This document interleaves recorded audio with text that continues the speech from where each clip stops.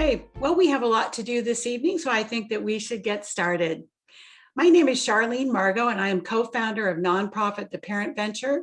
The Parent Education Series you're joining tonight is a program of the nonprofit. We are delighted to have you all with us today. I know some of you will still be logging in as we're getting started, but we have a lot to do, so we'd like to get the program going.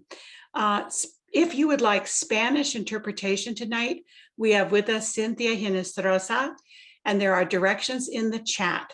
So for Spanish, you can get directions in the chat or click on El Globo, the globe icon at the bottom of your screen, and then Spanish.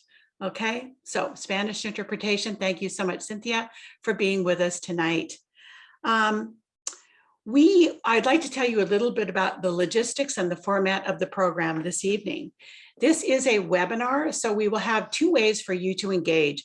One is the chat button, so we hope that you will make comments to one another and to us, the panelists in the chat. My partner, Bev Hartman, will also be putting resource links, so do keep an eye on that. And if you have questions, we ask that you put those in the Q&A button. So comments and resource links in the chat, questions in the Q&A.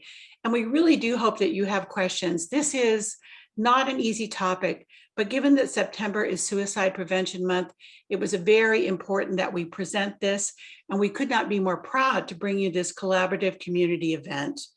With us tonight, we have panelists Dr. Karen Lee from Sequoia Healthcare District. Karen is the Director of School Health.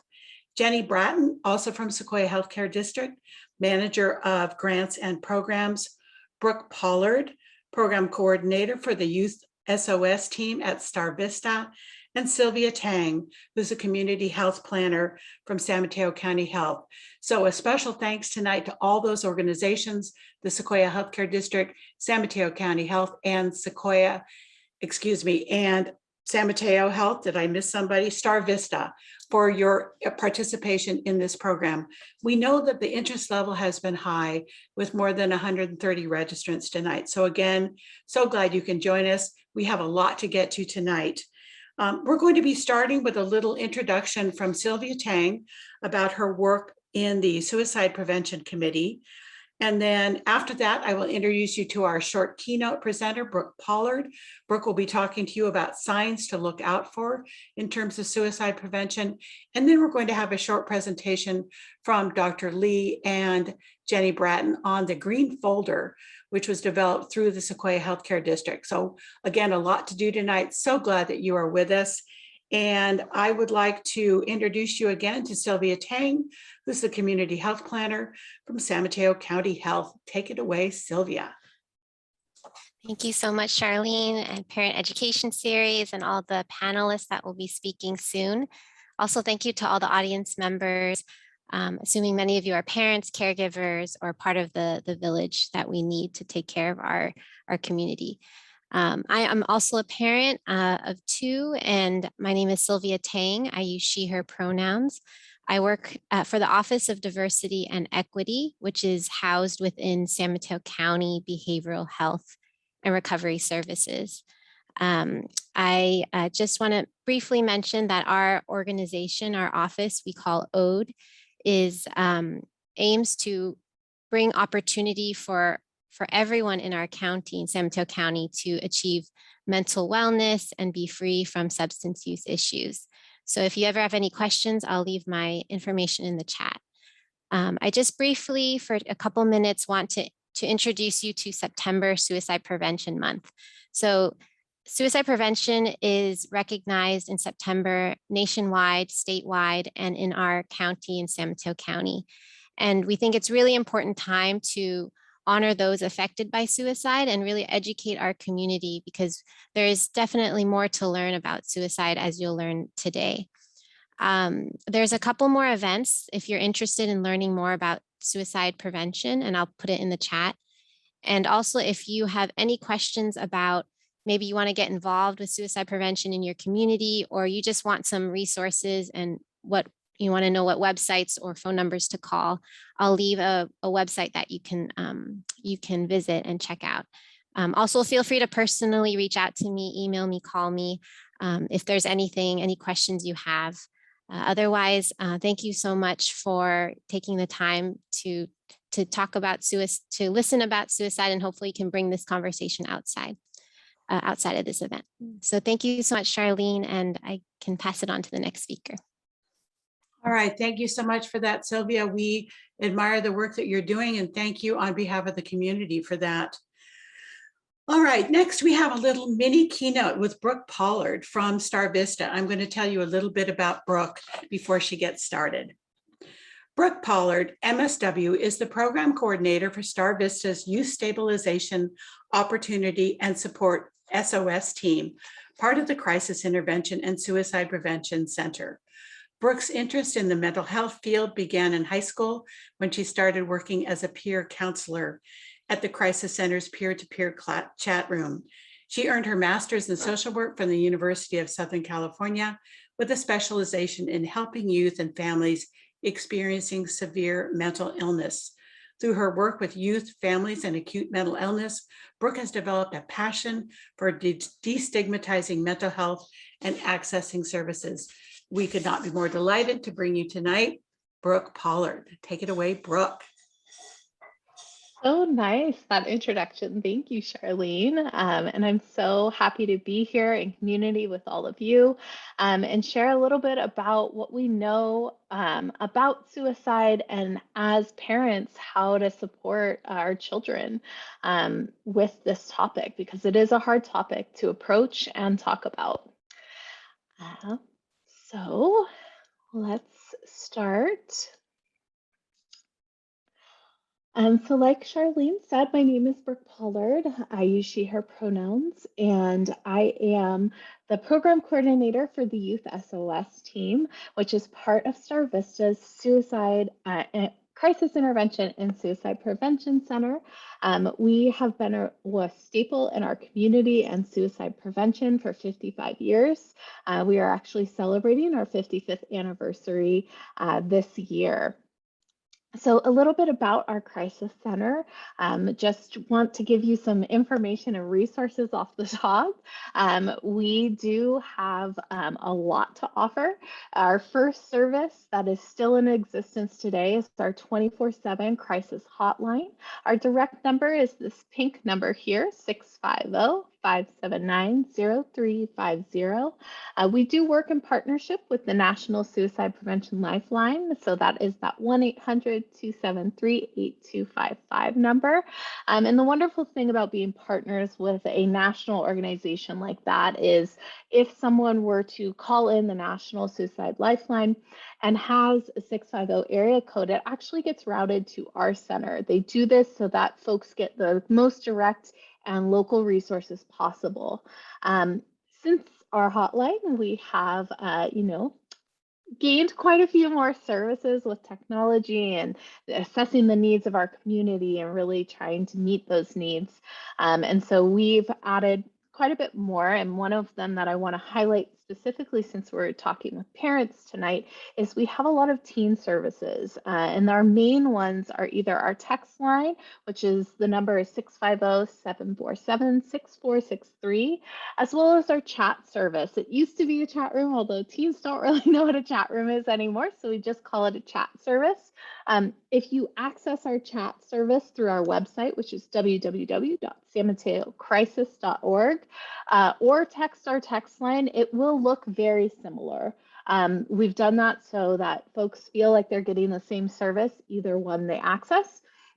It is a peer-to-peer program, meaning we have youth volunteers from our community that go through the same training that our adult volunteers go through, and they get to talk with peers. They volunteer their time, and they really know what it's like to be a teenager. And so that connection, that rapport that they build with folks that enter our services is just wonderful to witness. And we do always have an adult in the room. Parents are always a little concerned that there might not be someone there, but we do always have an adult there, although the teens, they're amazing. They don't need a lot of support from us. Maybe if a topic is triggering them, they might reach out for some support and debrief, but they know how to connect with one another, and it's really a beautiful thing to see. And as Charlene mentioned, I am now the program coordinator of our Youth Stabilization Opportunity and Support Team. You said that so beautifully, Charlene. I get stumble over some of the words sometimes. But this is a service that will be hopefully up and running at the end of October, and it will be a youth mobile crisis unit for folks in our county under the age of 25 that are experiencing an increase in mental health symptoms, whether that has to do with suicide or homicide, or maybe, just a disorder that they are currently struggling with. They can call our hotline, and our volunteers will connect them with our support team that will be able to go out into our community and provide those services in real time. It's really exciting. Many people prior to me in this position and in our center have been advocating for a service like this in our community, and I just feel really honored that I get to start this program for our county, of course, in conjunction with StarVista and the amazing supports that they provide as well. So just a little overview, we will talk about the scope of suicide, and our second section will talk about those risk factors or maybe warning signs, things for caring adults to really be on the lookout for. And then, of course, how to support these young people is also very critical. I will say, I know everyone here signed up for this, but this can be a very heavy topic. And even if you're sitting there thinking like, no, I'm okay with this, throughout the presentation, something might hit a little harder than you expected or might get a reaction, and that's okay. There is support for you out there. I myself am here for all of you in this panel. I'm sure there are other folks on this panel that could also be of support. And our crisis line is a wonderful support for folks. You do not have to be in a crisis in order to call our line. We're here to support you wherever you're at in your journey. So first, let's talk a little bit about the scope of suicide, what that looks like in our community, and maybe why there is some hesitancy or resistance on the part of parents and caregivers to kind of talk with young people and their children about suicide. This is a conversation I have with a lot of parents, and the main things that come up that they say, I don't know what to say. I'm really afraid of these conversations. If my child is feeling this way, how do I approach this topic? And so fear can be a huge, barrier to having these honest and open conversations with our children. Another thing is shame or guilt, maybe along with that fear, the shame or guilt of not knowing exactly how to handle these topics can really be present for folks. A big one that we hear a lot at our crisis center is, well, I don't want to give them the idea. If I ask them about it, and they're not thinking of it, now they're going to start thinking about this. Well, I'm here to let you know that you can rest assured that that is not the case. In fact, there's a lot of research out there that proves when you have open dialogue about suicide and ask directly about it, it actually increases the chance that that young person or that person is going to be connected to services in the future. If they are not thinking of it, you are not going to plant that idea in their head. That's a very common misconception about suicide. What you are doing is you're telling that person that you're not afraid to have this conversation and you'll be there for them if this were to come up in the future for them. Another thing is there's a lot of stigma still to this day around suicide, and I'm so grateful for spaces like this where we can talk openly about this subject, because I do think awareness goes a huge way in reducing stigma, especially around receiving services related to mental health and suicide. And then, of course, we do have cultural factors that impact, that barrier can sometimes be the communities or culture that we grew up in. I hear a lot, well, when I was a kid, we didn't talk about this type of thing in my family, or, part of my religion, this is viewed as like the ultimate sin, so I don't want to talk about that with, my children or loved ones. And that's a really real thing for a lot of folks. And we do a lot of work in in conjunction with Sylvia and the Office of Diversity and Equity to kind of look at what cultural barriers there might be so that we can accurately and appropriately address those within our community.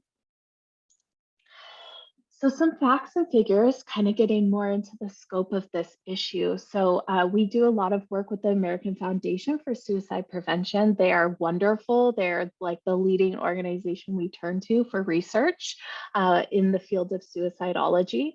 So if you're not from California, you're curious about the whole United States or a specific state maybe you're from in general, they do have that information on their website. And the website is down here in the corner, afsp.org/statistics. And if you're curious, you can feel free to go, hopefully after this presentation, and check that out for yourself. I do want to draw your attention to a couple of these stats, though. The first one for me that every time I see it, I do these presentations a lot, but every time I see it, you know, it pings my heart a little bit. But on average in our state, one person dies by suicide every 2 hours. So that's about 12 people per day.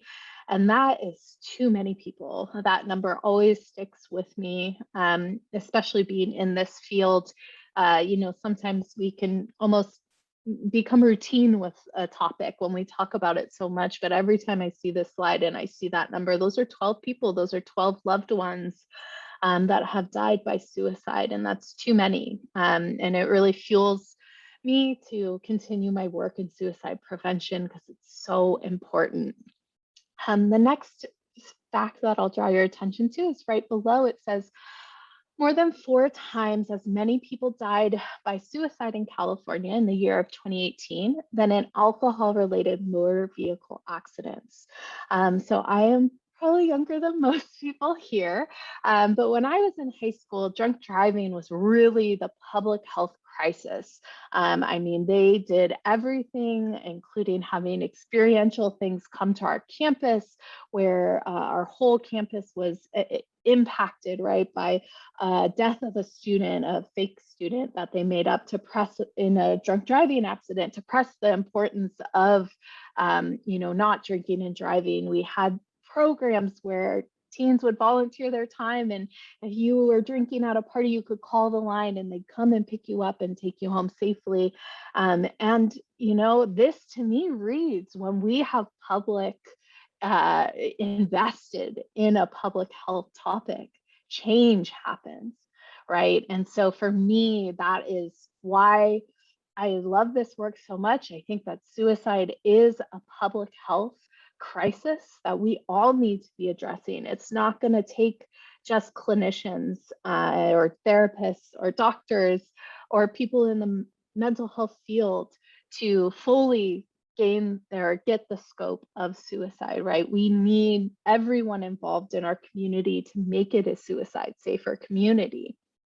And everybody always asks about the money one. That's a really big one. They break it down on their website. So if you are curious about that, feel free to go on their website and they tell you exactly how they come up with those numbers. So going in a little bit about some facts about suicide versus some misconceptions, because those misconceptions can be pretty present. So some facts is, you know, suicide is the ending of one's life, right? And a lot of times people might mistake maybe self-injury or non-suicidal self-injury, as we like to call it, as maybe a suicide behavior. And we know that that's different, right? So with self-injury, it is harming oneself for coping, right? Simply put, and that is very different than ending your life, right? And so we want to be clear that those two things are very different.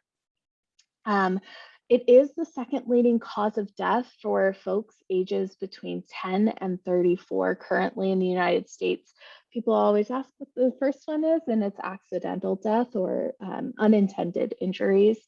And then a lot of people think, oh, well, if, you know, my child is thinking of suicide, they're going to think about suicide for the rest of their life. And while there are some folks who fall into the category of chronic suicidal ideation, that is very, very few people that fall into that. Oftentimes when we feel or think about suicide, it is a thought we have in crisis or in times of intense stress and emotion. And it does oftentimes dissipate when that stress or that crisis starts to de-escalate. You know, there are a lot of misconceptions out there, and so we like to kind of go over some of those to kind of dispel those myths. And one of them is that a lot of people think, oh, if someone's talking about it, it's a cry for attention, they're not really going to do it. And, you know, we take the stance of anytime someone talks about suicide, either directly or indirectly, we want to take that really seriously. And not, you know, maybe categorize it as a cry for attention. I more think of it as, you know, it's someone reaching out for support, and we need to take that really seriously. A lot of times people might, you know, think, oh, well, people who die by suicide, maybe they just didn't get help. And, you know, that can be true. There are people who, you know, never get help and they do die by suicide. But oftentimes people try to get some sort of support before, you know, they feel as though suicide is that option for them. But they might not be getting the right type of support or help, or maybe, you know, looking in the wrong places for that support. And a lot of times folks think, oh, well, you know, you know, if someone's thinking about suicide, oh, they're crazy. And I put that in quotes. I never like using that term to describe an individual.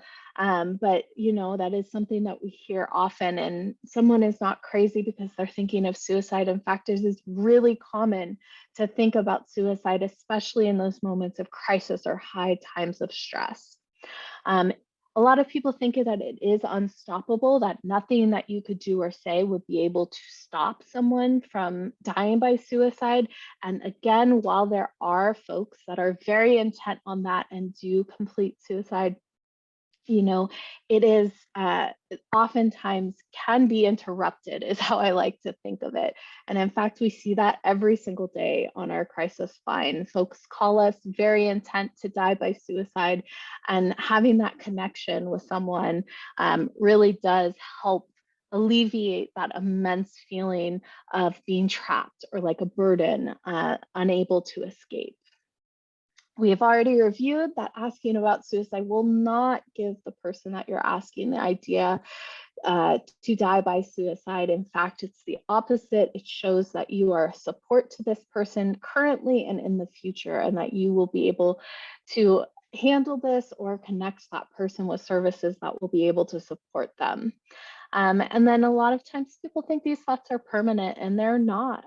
For most people, they are not permanent thoughts. And again, once that crisis kind of gets de-escalated, they're able to, you know, return back to their normal functioning. So some risk factors and warning signs.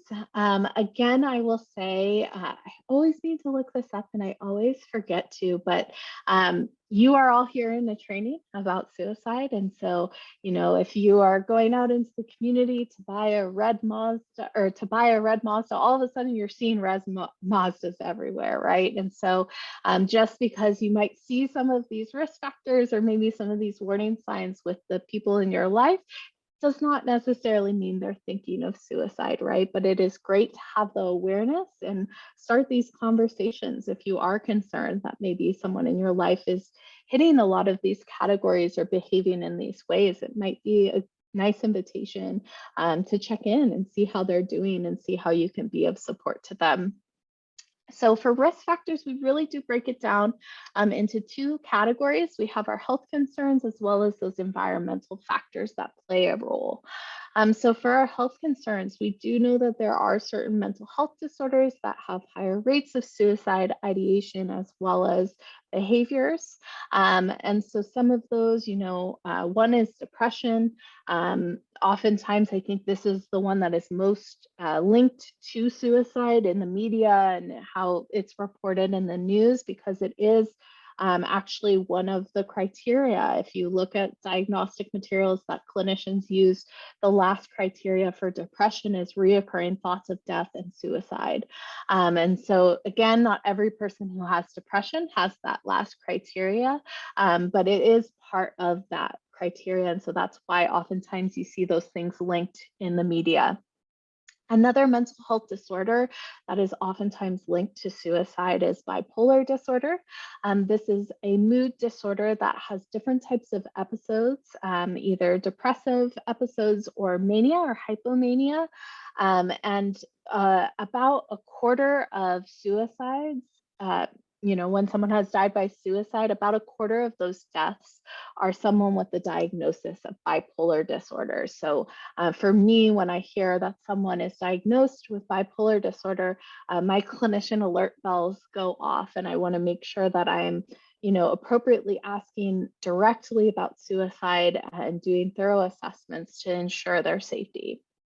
The last mental health concern that is often tied to suicide is any type of psychosis. So psychosis is when a person might be disconnected in some way from reality. And the biggest time we see psychosis interacting with suicide is when someone is having hallucinations, specifically auditory hallucinations. So hearing a voice in their head that is not of their own, that is either telling them things or commanding them to do things. And sometimes it gets to the extreme of commanding them to kill themselves. Other health concerns we look at are either very serious, like potentially fatal health conditions, or chronic health conditions. Another health concern we often look at is substance misuse. And we say misuse instead of just use because it could also, as well as maybe someone using illicit drugs or, alcohol, things like that, it could also be misusing their own medication for their mental health, whether it is stopping taking that medication altogether, lowering their dose, increasing their dose, right? So we like to look at it anytime there's a substance misuse going on.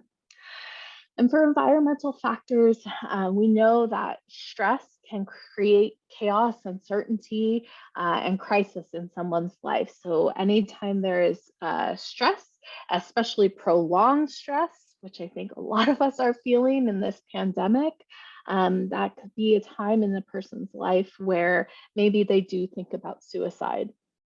Other environmental factors we look at are harassment and bullying. I put those two together. I always think it's funny that after you're out of school, people call it harassment. We gave it a fancier name now that we're adults, but it is the same, right? Anytime a person feels othered, like they're not part of the collective, not part of the group, and are actively being harassed in that way or bullied in that way, we do see increases of suicidal ideation. Specifically, if we think about the LGBTQ community, the lesbian, gay, bisexual, transgender, and questioning or queer community, they do have higher rates of suicide, or at least thoughts of suicide. There's a wonderful organization, the Trevor Project. I highly recommend it. Is on my last slide of lists of resources for you all. The Trevor Project really does a wonderful job of being advocates as well as a support for LGBTQ folks that are thinking of suicide. They have their own hotline, texting service, advocacy services. They're really, truly an incredible organization. We will also look at relationship problems. It doesn't necessarily have to be romantic relationships. It could be familial, teachers and students, staff and students, therapists and students, whoever those important relationships are. And when there's friction in those relationships, it can have someone maybe thinking about suicide. We say the closer the relationship or the more important that relationship is, that ups the risk factor. The last two on this list, maybe if you aren't familiar with suicide prevention, might seem a little unfamiliar. And the first one is having access to lethal means. So even in the state of California, about 48% of suicides have involved in a firearm in one way. And so we know that having access, especially to quick and lethal means, can increase a person's chances of having suicidal ideation or behaviors. And then the last one is exposure to suicide. So we know that if you have people in your life that have died by suicide, you are more likely to think of that as an option for yourself. You know, it does not necessarily have to be someone the young person actually knows. It could be a celebrity. There was a really interesting research article done. I'm forgetting the year. I think it was 2018, when both Kate Spade and Anthony Bourdain died by suicide within the span of a month. There was research done on that month compared to other months, and rates of suicide as well as calls into suicide and crisis centers increased tenfold. So it does not necessarily have to be someone in their family or a close friend. It can also be exposure to suicide in, you know, celebrity as well. So some signs to pay attention to, this is really important, right? Like, okay, I have this information, I feel really great, but how might I know? First, I just want to say, you know your child better than I ever will. And so I will say, just off the top, notice those changes within your child. You know, I always like to say, it's like, what is typical for them? You would know that. You would know that way better than a therapist would. And so it's important to pay attention to when they're, you know, functioning or when they're not functioning like they typically do. That is a really good clue that something is amiss and something's going on, and having open conversations when you're noticing that, it can be life-saving. So we look at verbal and behavioral.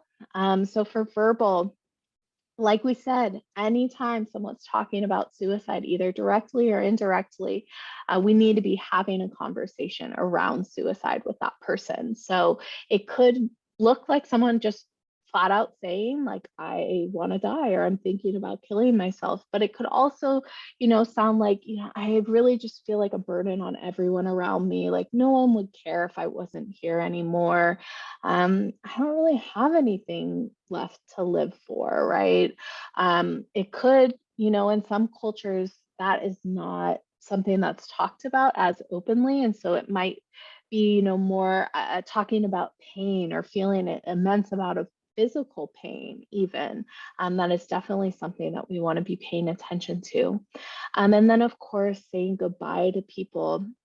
This doesn't always, you know, I think in the media, it's sometimes sensationalized as like long, drawn out goodbyes, but a lot of these things are more subtle. They're not quite as drastic as, you know, the media can portray it as. And so what I think about with saying goodbye to people, instead of that long drawn out goodbye, maybe it was your kiddo who goes to school and just normally says bye and like walks out of the house, but instead this day they give you a really nice hug and they say, okay, bye, like, I'm gonna go to school now, right? Like, it's a little different, and it might feel, you know, really nice, and it can be just a really nice moment, right? But it could also maybe be a sign of something bigger. And so we want to be really conscientious when we're thinking about suicide. And again, all of these things, one of them does not mean that this young person is thinking of suicide. But if a lot of these things are, you know, starting to add up, that's maybe when we want to start having these conversations about suicide. And on the behavioral side, again, either an increase or decrease use of medications, right? Or an increased use of alcohol or other drugs.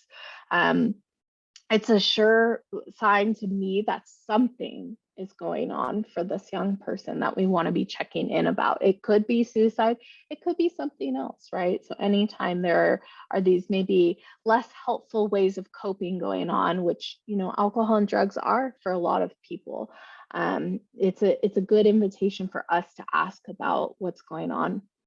If someone is searching for ways to kill themselves, maybe on the internet, maybe, you know, asking around, maybe asking for like something like, oh, for my birthday, maybe we could go to the shooting range and you could teach me how to shoot a gun, right? Things like that. It doesn't necessarily just have to be on the internet or things like that.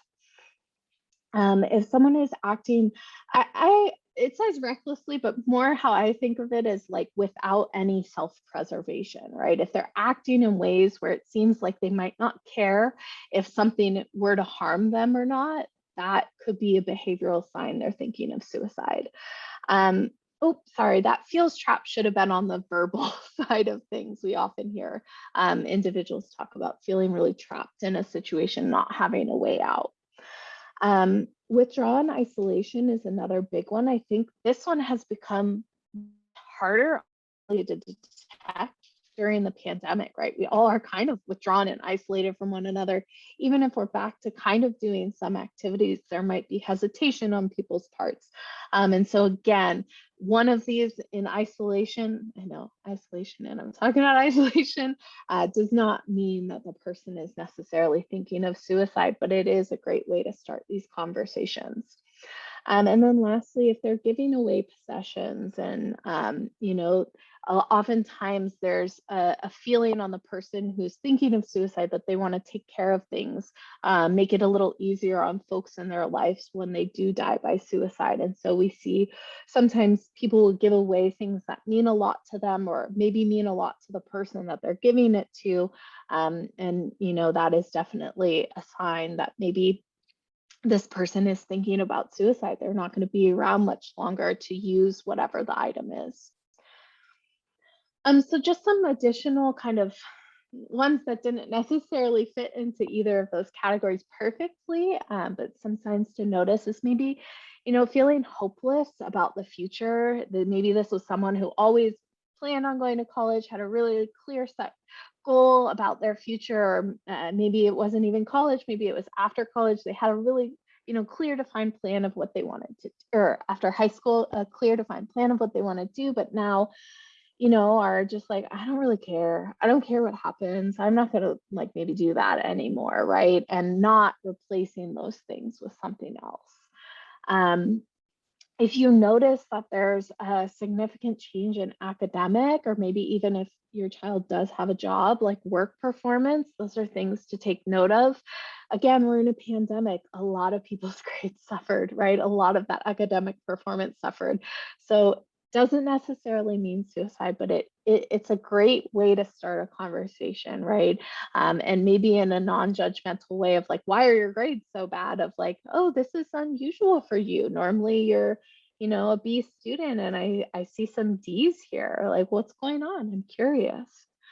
Any major change in like circumstances, again, that can add to stress. It can create a crisis in a young person's life. And so we want to be looking out for any time there's a change that maybe creates some loss for that person.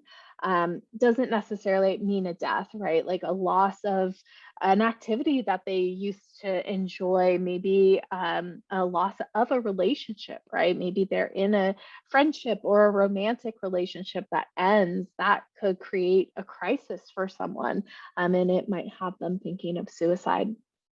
Again, we talked about the next point, but anytime someone is either is not taking a prescribed medication or drug the way their healthcare provider told them to, could be a sign of something more going on. And then any notable changes in mood, right? We want to, your child best. So I'm sure, teenagers, they can be moody. They got a lot of hormones going on. It happens, right? But if there are like kind of like light switch changes, is what I think of like, everything's all good and all of a sudden everything's bad, or even the opposite, right? Everything is, maybe they're in a depressive episode and all of a sudden it feels like they're back to normal, without, having that consistent support and whatnot. Those are things we want to be paying attention to. I think it's pretty obvious why with the switch from their normal to depressive, but with depressive to all of a sudden feeling back normal with no therapy or supports or things like that in place, right? That light switch overnight kind of change. It could be because they have decided for themselves, I am going to kill myself. And that honestly takes a weight off of them, right? They know that there's an endpoint to this pain and suffering they're going through. And so we oftentimes do see someone's mood increase or go back to their baseline normal almost overnight because they feel that immense relief. And so we want to be noticing both sides of that. So just quickly on how to respond. So, I talk about suicide a lot, so it comes very natural to me, but here are just some quick tips on how to talk about this with your family, with your kiddos, or young adults, whoever you have in your life. As the first thing is just really make time to have that conversation. It's not something that's going to be, solved in a 5-minute convo, so make sure that you're adequately prepared to have that conversation. It's really important to, not express shock or, any extreme reaction. I do say worry and concern is a totally acceptable emotion. In fact, that shows that connection and how important this person is to you. So those types of emotions are really okay, but we don't want to, oh my gosh, you're thinking of that? How could you, right? We really want to keep it more neutral or more in line with like genuine concern and worry for them. It's really important to use those non-judgmental statements. I statements are a really big piece of that. Like, I'm really concerned about what you're telling me. I'm wondering if we can get someone involved with this. I really care, right? Those I statements are really disarming for a person. My go-to when I don't know what's going on with someone is tell me what's bothering you. Right? Real simple, but it really yields great results. And if we are talking about suicide, we want to make sure we're asking clearly and directly about suicide. Your question should have either the word suicide or killing yourself in it. We want to stay away from maybe saying things like, are you thinking about harming yourself? Because that's not clear.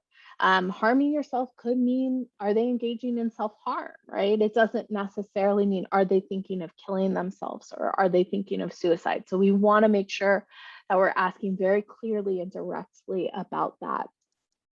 So just some tips on what not to say, because people are always worried, I'm going to say the wrong thing. You are not going to say the wrong thing. I promise you. Your connection means more than anything. But some maybe things to shy away from or stay away from is, let's not patronize this person, even though they are a child. Maybe from your perspective, their life is wonderful. Right? They have a great home, great parents, they're doing well in school, right? And if they're coming to you and saying these things, we want to make sure that we're not kind of dismissive of what they're going through. Really important to not use guilt. I hear, a lot of really well-intentioned parents say, like, I would be devastated if you died. And of course you would. How could you not be, right? But that just adds to maybe the guilt and shame that this young person is going through. And so instead, maybe try to use some things on the next slide. And again, no promises to keep those secrets when we're talking about suicide. It's always better to get others involved when suicide is there. Just some things up here again, pretty simple statements most people have access to. If I'm concerned, I'm worried about you, I'm here, I can listen. They seem pretty logical, but in a crisis, we forget these things, right? And so it's really important. Yes, Charlie. Brooke, I'm going to just ask if you can take a minute or two to wrap up, and then we're going to hand the floor to Karen. I have one slide left, so absolutely. Thank you. Of course. But yeah, so these statements, they seem, pretty basic, but as a clinician that does this work daily, this is what I say in my sessions. And I think they're pretty accessible for most parents as well. And again, if you are asking about suicide, make sure you're asking clearly and directly about that. Here are just, some wonderful resources, some in our community and some outside of that. And I am more than happy to put a lot of these in the chat after I hand it back over to Charlene. So I will be taking the screen away, but don't worry, I'll be typing these in pretty quickly into the chat as well. And just thank you so much for all being here. I think you showing up here really shows your dedication to your children and to our communities. And I'm so happy to be a part of this and a part of our community that really puts such an importance on this topic, because it's my life's work, and I'm happy to talk about it ad nauseum sometimes. So thank you so much for being here, and I'll be here for the Q&A as well. So thank you so much. Thank you, Brooke, for all of that information. I know it's a lot to absorb, everybody. The good news is this event is being video recorded if you would like to share it with a loved one or a partner or a spouse. So next we're going to move in. We promised you resources. So Brooke has really put us in a place for understanding more about suicide prevention and the warning signs. So now let's move to Dr. Karen Lee, Director of School Health for the Sequoia Healthcare District. And she's going to tell us about a wonderful resource called the Green Folder. Karen.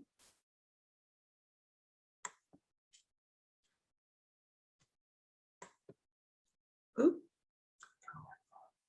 Karen, I don't hear you. Jenny?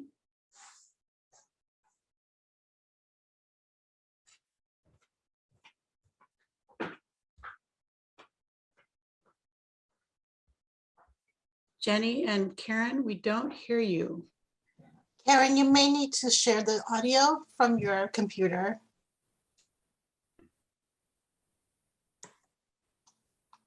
Thank you, Charlene, for that very kind introduction. As she mentioned, my name is Dr. Karen Lee, and I am the Director of School Health with the Sequoia Healthcare District. And I have joining me tonight my coworker, Jenny Bratton, who is the Manager of Grants and Programs. So tonight we're going to talk about the Parent Green Folder, and I want to cover just some very quick basics about the healthcare district. We are a governmental agency that helps support health and wellness in the southern third of San Mateo County.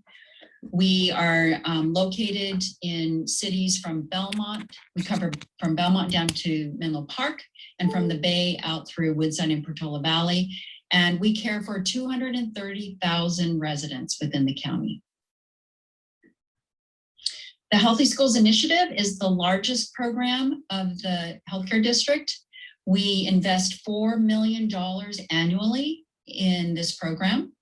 We have a very robust school grants program, and in 2020 to 21 awarded 16 school grants. We cover 8 school districts from K through 12, as well as some local charter schools. And in total, we serve 31,000 students. I'm going to hand the baton off to Jenny Bratton. Thank you, Karen. In 2015, Dr. Lee and I were actually working at the Sequoia Union High School District. And at that time, a wellness committee executive member, Becky Beacon, brought to our attention the Red Folder. The Red Folder was a tool being used by the University of California school system for their staff. And as you can see in this sample from UCLA, it includes the very key tenets of see something, say something, and do something. And again, this was used by staff at the UC system. We looked at this and thought it would be very applicable to our staff. And so we called or contacted the UC Regents office and asked them if we could adapt it to our use. And we got their permission to basically take this Red Folder and make it into a green folder for our staff. Right now, this Red Folder is being currently used by Cal State community colleges as well as private universities. So here in this slide, you see a sample of our adaptation to the green folder. And we have the see something, say something, do something. We really want to empower our staff at the high school district to really be looking out for their students' mental health. And so using this folder as a tool, the staff would be better, would feel more empowered to see something, say something, do something. Along with the staff green folder, we also developed protocols at each of the school sites. And these protocols centered around different scenarios that the staff might encounter at each school site. Here is a protocol page from Sequoia High School campus that shows the staff directions on what they would do if they saw a student who was in danger to themselves or to others. And now back to Karen. Thank you. Thank you, Jenny. I just want to take a moment to mention Cognito Trainings. The Sequoia Healthcare District, in partnership with Peninsula Healthcare District and the County Office of Education, have funded this year Cognito Trainings for staff and students. And this includes suicide prevention trainings. And this will be offered to all 23 school districts in San Mateo County this year. It covers modules on at risk for high school, middle school, and elementary school educators. There are trauma-informed practices trainings, as well as a friend-to-friend module for teenagers to help them learn how to encourage friends to seek help. So back to the green folders, as Jenny mentioned, we had developed staff green folders at the high school district, but when Jenny and I both worked together again in 2018 at the Sequoia Healthcare District, we developed the parent version. And as you can see here, there's an action plan, signs of distress, and community resources for parents. And all of these resources are available in both English and Spanish now. And tonight we're unveiling the new look. This is a brand new version of the visual. So here's the parent action plan.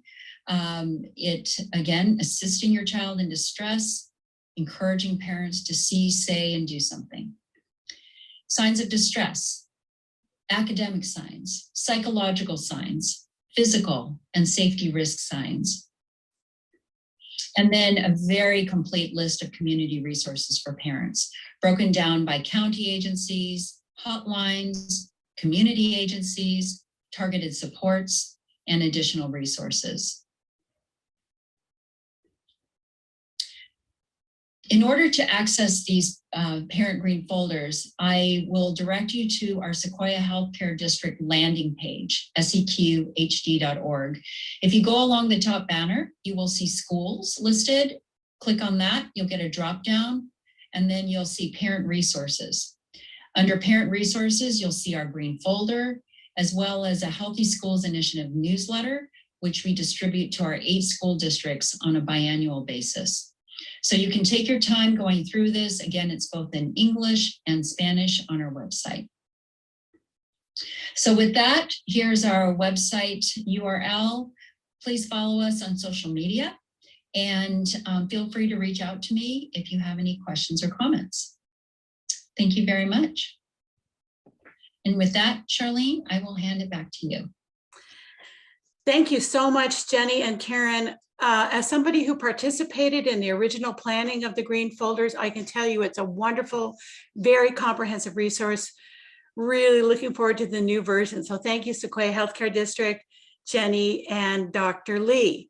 Okay, we have done a lot of talking. Now we really want to respond to you, the audience, the parents, community members, and educators who are with us tonight. We just have a few minutes, so we're going to take as many questions as we can. Panelists, I ask you to join me online, and I will let you decide who should handle each of these questions. We will wrap up at 6:30. If people have maybe another 5 minutes, we want to honor your time, but panelists, if you have 5 more minutes, we may need that to do a little bit more question and answering, okay? All right, we're not going to start easy because these are very, very good questions and they're very difficult questions. So here we go. How do you respond to your kid when they say that they have no purpose in life? What's the point? Anybody? I can take that one. I think that's a really, first of all, thank you for that question. I think a lot of parents deal with that. And so you're not alone in that.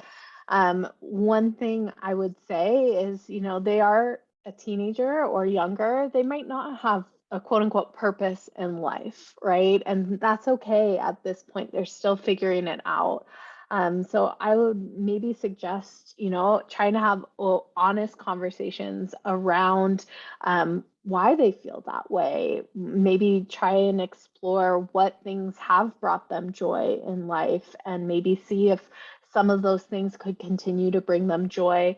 The American Foundation for Suicide Prevention has a really wonderful section on their website that I'm going to put a link to in the chat that talks about talking with teens about suicide and answers actually a couple of the questions in here. I saw someone, asked about like, if they have this and this, does that mean that maybe I should be concerned? They even have a section in there about like, how do I tell the difference between like normal adolescent development and maybe something more, maybe suicidal ideation. So I'm going to put that in the chat because I think that is an excellent resource. It even talks about, how to approach these topics, maybe feeling hopeless or helpless about life or not having that purpose. They are really a wonderful resource for parents. All right, thank you, Brooke. We hear a lot about how sleep is related to mental health. Does anyone want to touch on how sleep or sleep deprivation or interrupted sleep can impact suicidal ideation or behavior? It does, 100%. If you ask any of my clients, what is the first question I ask them is, how has your sleep been this week? Sleep is the time where not only do we get rest, but our bodies and brains rest and rejuvenate. A lot of times when we lack that sleep, we have an altered perception of what's going on. I think all of us have had a moment where maybe we didn't get a great night's sleep and we're not feeling ourselves that next day. That only increases and escalates mental health symptoms. And so it is really, truly important that teenagers and young children are getting enough sleep. During their sleep, their body literally rebuilds their nervous system. It rebuilds their mental health as well. So it is incredibly imperative that young people especially are getting adequate amount of sleep. And I think this is something that Dr. Lee had mentioned. You can't emphasize this enough. I talked with a therapist in Palo Alto about a year ago, and she said, if she were to have her teens that she works with literally sleep for 2 weeks, she thinks 80% of the anxiety and depression would be gone. So it's a really big deal when it comes to mental health. Good point. Thank you, Karen. All right, this is a question I think applies to many parents. How do we talk about suicide with children of different ages? And what's the earliest that we can start to talk? As somebody who's worked with young children, I know that unfortunately, suicidal ideation can impact even very young kids. Anybody? I think it's never too young to start talking about it, but we need to be mindful in the way we do talk about it, right? I've worked with as young as 6-year-olds who were very seriously thinking and talking about suicide, but more in ways of, I want to just go to sleep and I don't ever want to wake up and I don't want to be here again, right? And so really meeting your child where they're at with the language is important. And then another thing is like, especially the younger they are, maybe you're not directly talking about suicide, but you're talking about like, okay, when we're feeling sad, what things do we do to make ourselves feel better? Oh, mommy, I like to go for a walk every night. Let's go on a walk together and see how that helps, right? So it might be more talking about coping skills or things that they can do to take care of their mental health instead of maybe, going right in and asking, are you thinking about killing yourself, to a little sweet 6-year-old, right? So I never think it's too young to start talking about mental health and mental well-being. And with suicide, there are ways to talk about it that, feel a little bit safer for younger folks who maybe have never been exposed to that topic before.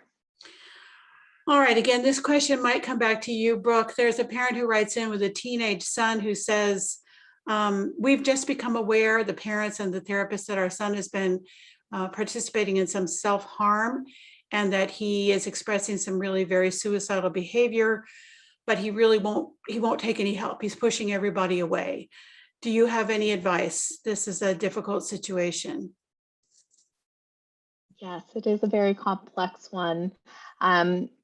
I think first and foremost, the fact that they're already in therapy, that is a source of support, right? And hopefully this therapist is adequately prepared to talk about self-harm, because self-harm can be different than suicidal ideation, although it sounds like maybe there's a combo of those going on. But if it is, self-harm, oftentimes it really is finding out what those triggers are and appropriately equipping with our young people with alternatives to self-harm, right? There are a lot of really wonderful websites out there that go through different ways to cope that don't include harming yourself. And with the suicidal ideation, a lot of teenagers talk like that, right? A lot of teenagers refuse support. They don't want it. And I honestly think a lot of times it's the best reaction is to just be persistent, to keep showing up, to keep letting them know that you are there, you want to support them, and you might continue to be met with a door in your face or a hand in your face or a go away, but that continued persistence of showing up and being there really does make a difference. It's a complex one. I'm happy to talk with that person more offline if they want, but that is a very complex one. Now, those of you who need to go right now because you've allowed an hour for tonight, we really appreciate you being with us again. This event has been recorded and will be available on the video library, which is free and open to the public, okay? So thank you again. We're going to take time for a few more questions, panelists, if you're able to stay with us. Karen, I think this one may be for you and maybe a little bit also for Sylvia. How much of this is taught or distributed to the students themselves? And it seems like the resources are focused on someone in trauma. Are there resources on prevention at the school district for parents? I will just say that as founder of the Parent Education Series and co-founder of the Parent Venture, we do a lot of work around mental health and suicide prevention. There's quite a bit on our video library. Other than that, Karen, maybe you could tell how you interact with schools as director of school mental health or school health. Sure, Charlene. We really take a comprehensive approach to these topics, and we use a model called the multi-tiered systems of support. And the first tier is prevention. The second tier is early intervention. And the third tier is a higher level of intervention. And you're right, from a public health standpoint, we certainly want to spend as much effort and time on prevention as possible. And so in the schools, certainly at the high school district, we have a class called Life Skills. And a part of that life skills class, as your first quarter of ninth grade, focuses quite a bit on mental and behavioral health issues, and really teaching students, how to recognize early signs in themselves and others, and to educate them about resources. I also noticed in the chat that Linda Lenoir, who is the former nurse from Palo Alto Unified School District, had put in a resource from the herdalliance.org. And Linda and her colleagues are part of this coalition that have really made a huge difference in the Palo Alto community and beyond. And so I'd like to refer people to that because their toolkit does contain resources for school staff, parents, and students. And I also wanted to mention that Jenny and I have talked about really delving into the next step of the green folder idea and formulating some information in an app form for students. Because we have addressed the staff level and the parent level now, but we feel that this sort of resource in the hands of students could be extremely valuable. But again, to go back to the prevention piece, we feel that that's where the public health impact really makes the biggest difference. And Charlene, what you and Bev are doing with community education is key. Sylvia, did you want to add to that? And also, before y'all leave or answer the last question, I'm sorry, I forgot to mention, we do have two very, very short surveys tonight that Bev has just posted in the chat. One is from San Mateo County Health and Sylvia Tang's committee, and the other is from the Parent Education Series. So please, parents, we will send these links out in a follow-up email, but if you get a minute or you can copy and paste them, we would be very grateful. Sylvia, I'm sorry I interrupted. No worries, I'll be quick. Thank you for the shout out on the surveys. So I'm sure Brooke has a wealth of resources as well, but I'll just quickly mention the San Mateo County Office of Education has a suicide prevention protocol, and it's mainly targeted to staff, but there's a lot of resources parents can look at as well, like directing change and some others and training. So I'll put that in the chat.